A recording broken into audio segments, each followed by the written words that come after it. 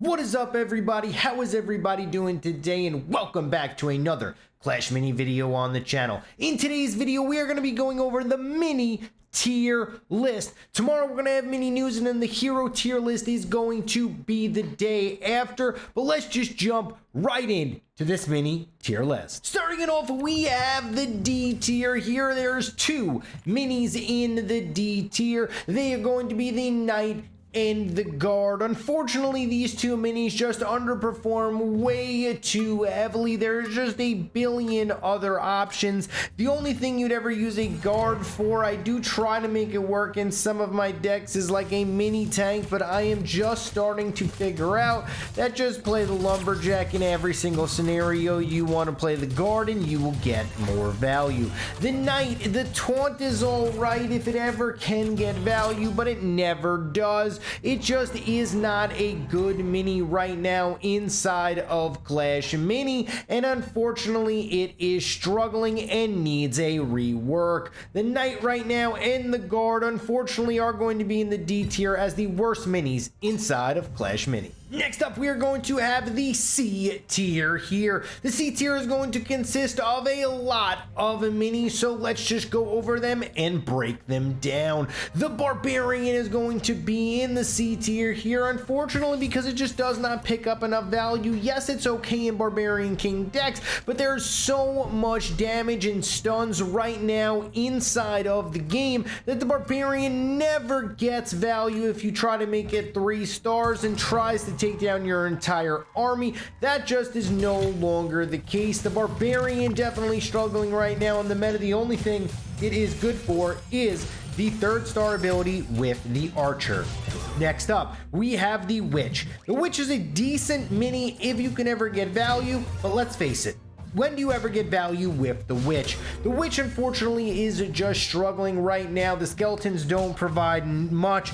Wave Masters are everywhere, and Archer Queens are everywhere as well. That just completely neutralizes the Witch ability to spawn skeletons and continually have them spawn and pick up value. Next up, we have the Prince. Yes, the Prince just got an HP buff, but it still is not in a great position. If you knock back a mini, sometimes that isn't even the best decision, because a mini in the backline can stop your miners, can stop your Archer, can stop your Wave Master when it wants to jump your Countess. There's a million different reasons why right now the Prince is just not really amazing inside of Clash Mini. The Prince is great if you get a knockback on a good mini, but right now currently it just does not do enough as a 4 elixir mini, as there are so many 4 elixir carries that are better to go for. The Spear Goblin is going to be our next mini up. Yes, the Spear Goblin is alright as a 2-cost mini. It does pick up value sometimes,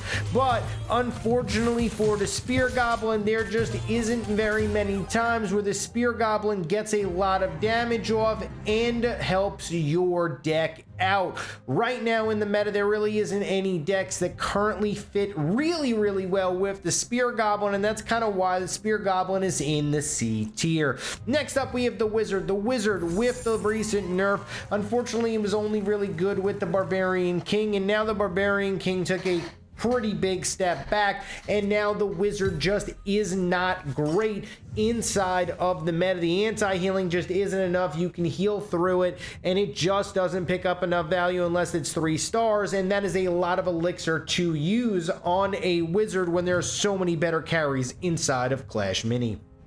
Next up, we have the Lumberjack. The Lumberjack has a couple of problems. The first problem with the Lumberjack is it kind of is an in-between mini. You know, it doesn't have a lot of HP. It gives you some decent value after the KO, but right now a lot of people aren't playing melee-heavy decks, and the KO never really gets a value on your backline minis that are going to be the damage dealers inside of your deck. Yes, it's okay with the Barbarian King 2 Elixir, but other than that deck, and even with that deck, it is not amazing in the meta right now. Barbarian King is slowly falling off. I feel like every day the Barbarian King gets weaker and weaker as I create more and more decks. If you guys are interested to find out the best decks for a specific hero, you can go on my channel and check out our previous videos. We have some really good decks with every single hero. Here we go. We also have the Fisherman here in the C tier. The Fisherman picks up an amazing amount of value. If you hit, it picks up 0 if you miss, and that's why the Fisherman is going to be in the C tier here. It's a complete hit or miss mini. I don't really like the Fisherman. I never play the Fisherman. I mean, it could be in the D tier, but if you do connect once, you have to put it in the C tier. Next up, we have the Magic Archer, probably my least favorite 4 elixir carrier right now, and that is why it is in the C tier. It picks up a lot of damage and a lot of value if it continually gets the boast ability off, but unfortunately right now for the Magic Archer, it just is not in a great spot as it doesn't clear down the opposing army fast enough. There's just too many other stuns in the opposition's deck for you to really get a lot of value with the Magic Archer and have it continually go off and clear out your opposition. Next up, we have the Miner here in the C tier. I know a lot of people are probably like, Enchatin, Miner should be at least B tier, but with the recent nerf to the Miner, I just do not think it is an amazing mini. Yes, it's okay if it gets the backline, but it just doesn't attack fast enough. Musketeers are everywhere. Musketeer players that are very, very good are going to be getting the 2-for-1, so 2 shots with their super, and they're going to be getting the clash ability off of the bat as well. That's just going to completely neutralize your Miner. By the time the Miner pops up in the back line, the Musketeer is going to have full energy, and the Musketeer is going to shoot your Miner and a frontline mini, which means your Miner is just going to sit in the back forever. If you star up your Miner, that is going to be a devastation for you, and that's kind of why right now the Miner is in the Z tier. The Musketeer, the E-Wizards, there's just so many minis that slow down and stop the Miner currently in Clash Mini. Next up, we have the B tier here. Ice Wizard is in the B tier. It just took a pretty big substantial hits with the recent nerfs that have been happening to the Ice Wizard, but it still is decent if you do get, or should I say, play versus a Countess, a Barbarian King. You can slow them down. It's a really, really, really strong round 1 mini as well, and that is why it is going to be in the B tier. Golden Giant. I haven't played Golden Giant, and I don't think it's in anybody's deck right now, but it still is a decent mini. It's a very tanky mini for the cost. There's a lot of stuns right now in the game, so the Golden Giant maybe might be sneaking his way back in the meta. I do not think he is a bad mini at all, and that is why I have to keep the Golden Giant in the B tier. Next up, we have the Mega Knight. The Mega Knight, yes, the stuns are amazing. Yes, it stuns everybody forever. Yes, it just got buffed, but unfortunately, it does not do enough to be an A or an S tier mini. It's a 4-cost mini, and for a 4-cost mini to be there, it needs to survive long enough. There's so many stuns and so many slows right now that really neutralize the Mega Knight's power. And without really 3 stars, the Mega Knight has to be a B tier mini. Royal Ghost is going to be my next mini. A lot of people probably saying in chat, Royal Ghost should be in an A tier, but you know what? If your heroes are higher level and everything like that, the Royal Ghost needs to gain max to really start dishing out the damage, and by that time, the match could be over. I think the Royal Ghost is only decent with Skeleton King right now, and right now, Skeleton King isn't amazingly OP. It's good. It's definitely a strong hero. In 2 days, we're going to show you the hero tier list to say where I put the Skeleton King, but you know, the Royal Ghost, unfortunately for me, is a B tier mini. Another hot take here, Dark Oven, a lot of people have him in the A tier, I assume, but I just can't put him there. I don't like him in a lot of my decks, and a lot of people are like, Enchanting with Archer Queen, he's great, he's great, he's great, but guess what? I like beating Shield Maidens with my Archer Queen decks, and I like being able to outplay them, and what that means is that means the Dark Goblin is not going to be present in my deck. I'm going to have the Wizard for the anti-heal and hope I get an Elixir Collector